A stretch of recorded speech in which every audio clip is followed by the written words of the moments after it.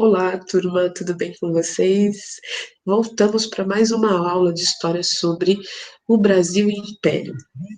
No último vídeo, eu falei sobre o primeiro reinado, sobre a administração do Brasil nas mãos de Dom Pedro I. Um período meio turbulento, um período violento, marcado por é, atitudes repressivas e violentas por parte do imperador a todos aqueles que se opunham a ele. Um momento de muitas guerras pela independência dentro do nosso país, é isso mesmo. Outras províncias queriam se tornar independentes, aproveitar para fazer isso, que foi a questão da Confederação do Equador. Vou dar uma resumida hoje ainda sobre isso, tá bem? E o tema da nossa aula de hoje é o desfecho do primeiro reinado. Qual é o desfecho do primeiro reinado? O segundo reinado, lógico, né? Mas antes propriamente do segundo reinado, nós temos um período chamado período regencial, que é o que nós vamos estudar nessa aula, na qual eu vou falar um pouquinho para vocês sobre esses períodos. Para me auxiliar nesse processo, eu vou compartilhar com vocês a minha tela e os slides que foram concedidos pela editora FDE, que é um material aberto, que é o do livro didático que eu sala como aberto e de forma resumida eu estou me apropriando, utilizando e fazendo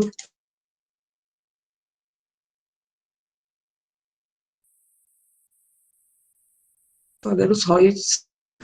Vamos falar um pouquinho sobre, só fazendo uma retomada, o primeiro reinado, né, o reinado de Dom Pedro I, ele é marcado por que chamamos de uma cidadania limitada, ou seja, foi escrita a Constituição da Mandioca, que delimitava quem era cidadão pelo tanto de alqueires de mandioca ou de sacos de farinha de mandioca que a pessoa possuísse. É meio estranho, né? Mas é isso aí. Então, nem todo mundo era considerado cidadão.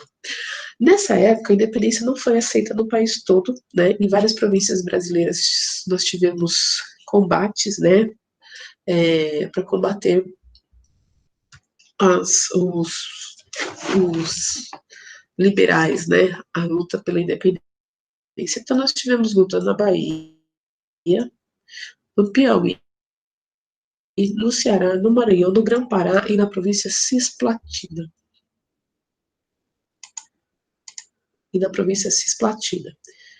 Vamos lá.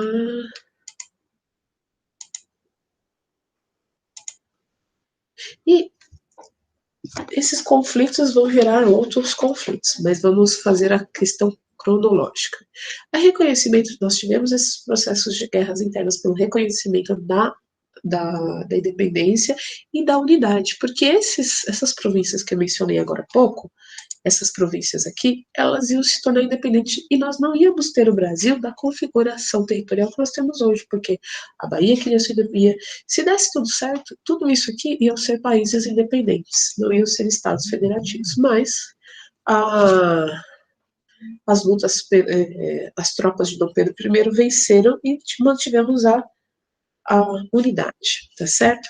Os países que reconheceram a independência do Brasil e o preço que pagaram. Os Estados Unidos reconheceram imediatamente a independência do Brasil, né? Também por ser o primeiro país independente na América, no continente americano, só que tinha um preço, por conta da doutrina Monroe, que era a América para os americanos.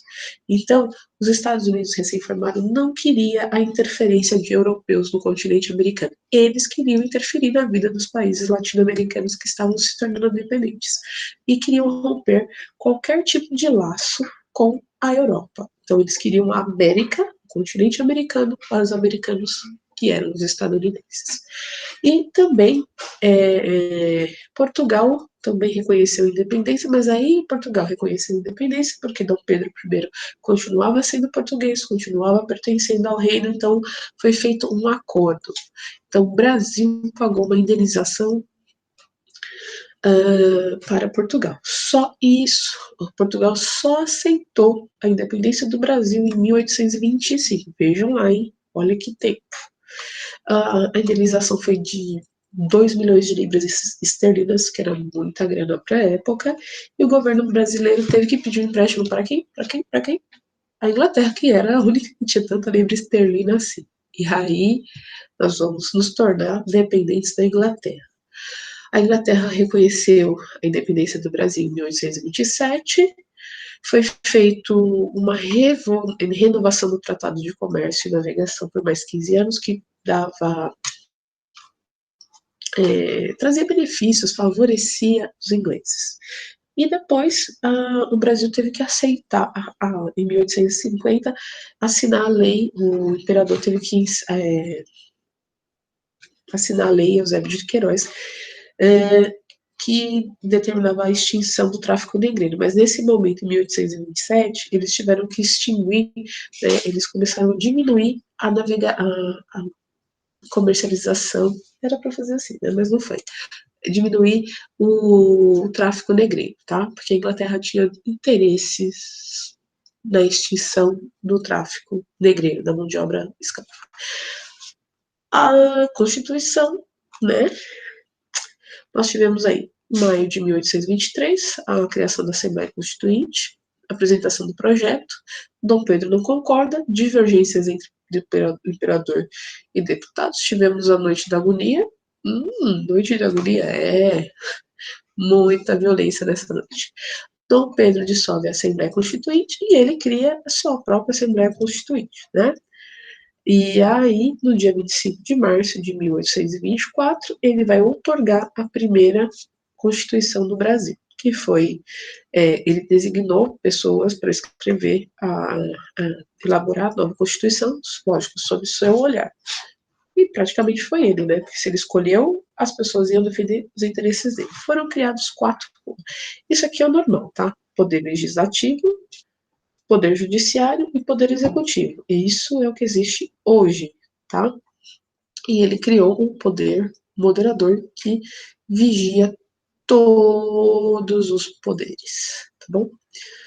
Certo? Isso vai começar a gerar antipatia do povo por Dom Pedro I.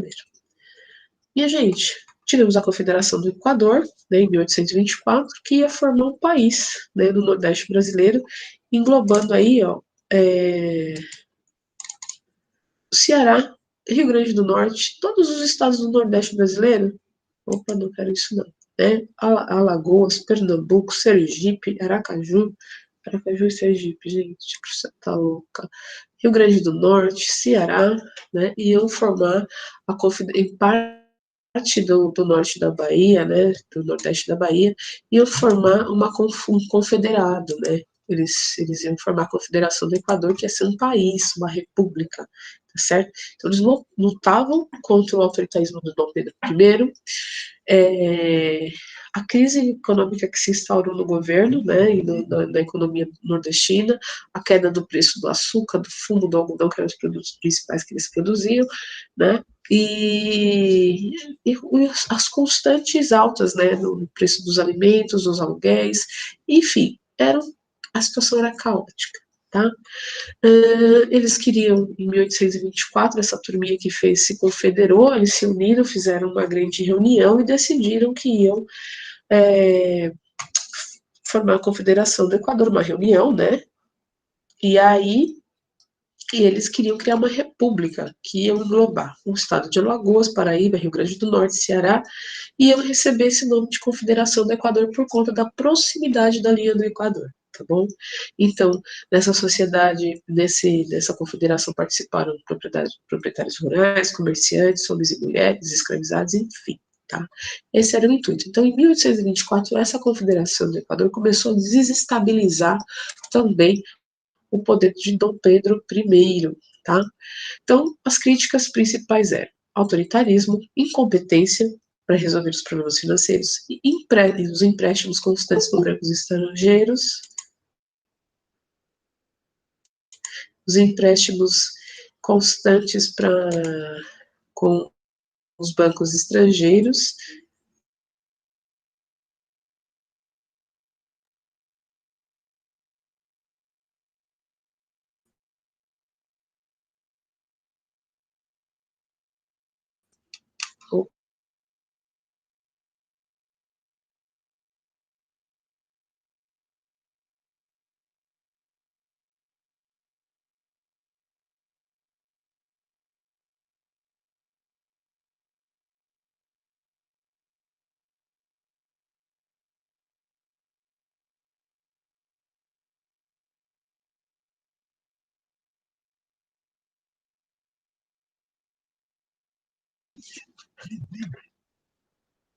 Nós tivemos uma pequena pane técnica nesse momento, mas eu vou voltar para a minha explicação, ok? Assim mesmo, quem faz ao vivo tem esses problemas aí de técnicos, né, de travar e tudo mais. Eu peço desculpa, mas eu vou voltar à nossa apresentação. Isso é comum. Então, como eu diria, como eu estava dizendo, a popularidade do Pedro I, ela foi sofrendo muito, né, pelo seu autoritarismo, ele era incompetente na questão financeira, ele vivia pedindo empréstimo, os alimentos e as pessoas estavam pagando aluguéis muito caros, o Banco do Brasil estava em falência, o Brasil se envolveu na guerra da Cisplatina, tá certo?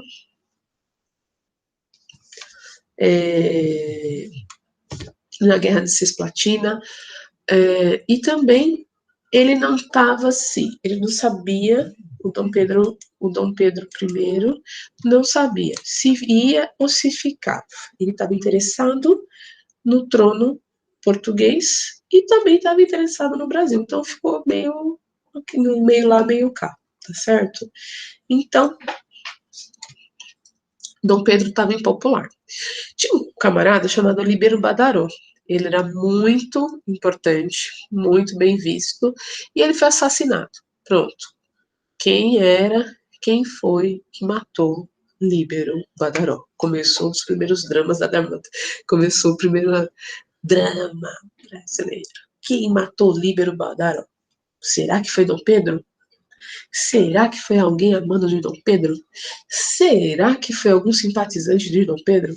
Só pode ter sido Dom Pedro. Foi isso que o povo brasileiro pensou. Tinha sido Dom Pedro. Meu Deus, o cara chegou no limite, tá matando o povo por aí. Ninguém sabe até hoje quem matou o Líbero Badaró, né? Mas enfim, ele morreu, a popularidade de Dom Pedro, que já não estava lá, essas coisas caiu, tá? E, por fim, nós tivemos o episódio da Noite das Garrafadas, que foi tipo um fluxo, né, mal administrado. Manja aquele fluxo que rola mó violência, tá na paz. O pessoal que organiza fala assim, não, vamos fazer um negócio, pá, fazer uma festinha sadia, tal, para homenagear Dom Pedro I, que tá voltando dessas batalhas do Nordeste, e tá todo estressadão, pô, o cara fecha com nós e tal, vamos fazer uma festa para ele. Então, os comparsa lá, os parceiros de Dom Pedro I, os puxa-saco, se que vocês entendem, os bajuladores. A professora do Centro de Mídias falou isso, mas ela ficou chateada, mas é verdade.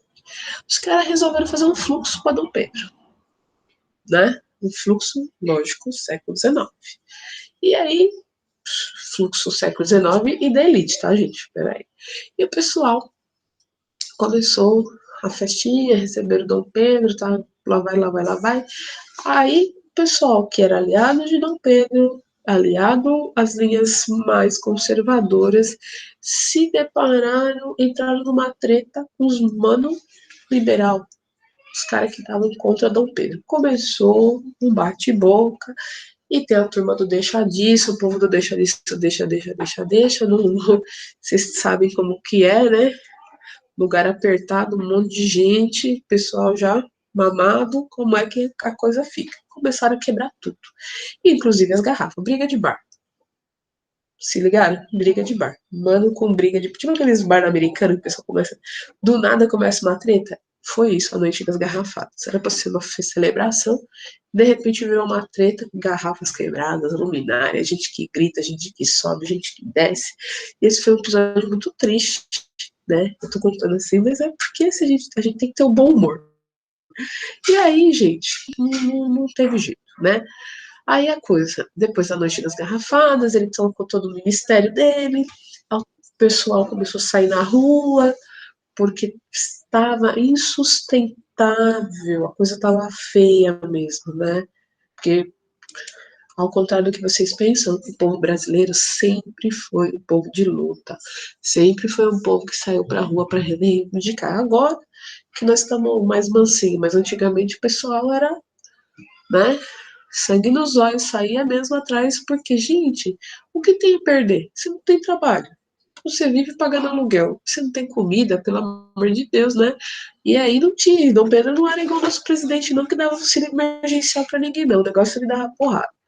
E aí o pessoal começou a sair na rua, pleitear. Lá na Europa também a situação estava delicada com relação ao trono português. Aí Dom Pedro falou: o que é fácil? Vou ou fico? Vou ou não vou? Perco aqui ou perco lá? Ele decidiu perder aqui, entre aspas, porque o plano dele era deixar o filho dele, colocar pessoas que ele, deixando o filho dele no governo, era a extensão dele, né? Não ia sair o poder da família. Então ele volta para Portugal, abdica do trono, né? Tadinho do Pedrinho. O Pedrinho estava dormindo com 5 anos de idade, de repente o pai pega, escreve uma carta, sai com a mulher, sai com as barracas, sai com tudo, e as crianças tudo dormindo.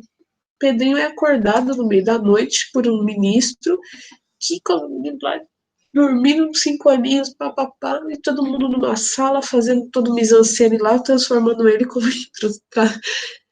tornando ele imperador. Ai que louco. Você tá dormindo, de repente você se torna imperador, né?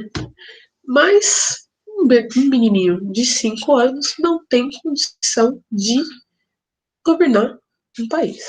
Garanto que vocês também não têm. Eu, com a minha os meus 15 aninhos também não consigo. E vocês também não, obviamente. Né?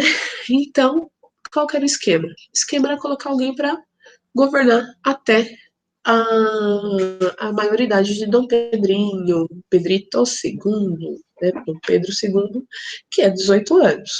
Né? Então, foi criado um novo governo chamado governo regencial. Como o vídeo tá travando, vou encerrar esse e continuo em outro, tá bem? Uma beijoca para todo mundo. Vou voltar em breve. Vocês não vão ficar longe de mim.